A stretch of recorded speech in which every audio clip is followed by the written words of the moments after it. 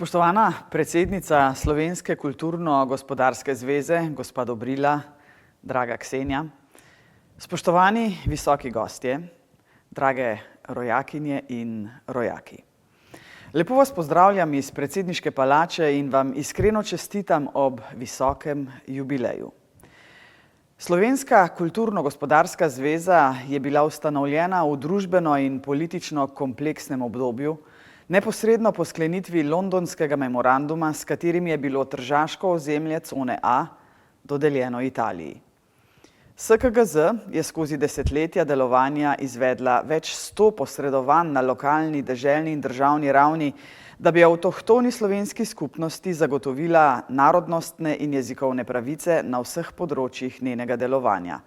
Osrednji cilj je bilo sprejetje zaščitnega zakona. Dolga leta vaših prizadevanj, pogovorov in množičnih manifestacij, ki so se obrestovali leta 2001, ko je bil državni zakon o zaščiti končno sprejet. Temu je 6 let kasneje sledil tudi deželni zakon. Skrb za uveljavitev zakonskih določb ostaja trajna zveza SKGZ, ki jo vztrajno zagovarjate.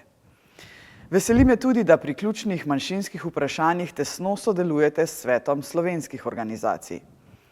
Od svoje ustanovitve dalje SKGZ svoje poslanstvo že 70 let dosledno in zavzeto izpolnjuje in je vedno aktivno prisotna v vseh bistvenih trenutkih za slovensko narodno skupnost v Italiji.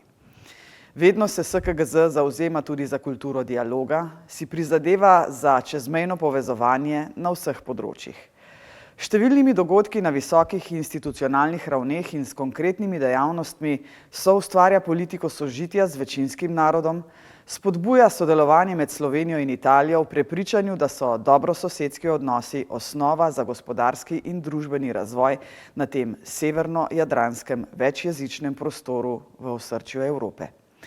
Iskrena zahvala gre vsem nekdanjim in sedanjim vodilnim v SKGZ ter vsem aktivnim članicam in članom v slovenskih društvih in organizacijah za 70 let predanega dela v korist slovenske narodne skupnosti. Leta 1954 so vaši predhodniki razumeli zgodovinski trenutek in ustanovili SKGZ. Leto kasneje je bila ustanovljena tudi v Gorici. Danes, 70 let kasneje, se lahko s ponosom ozrete na prehojeno pot, ki nikakor ni bila lahka.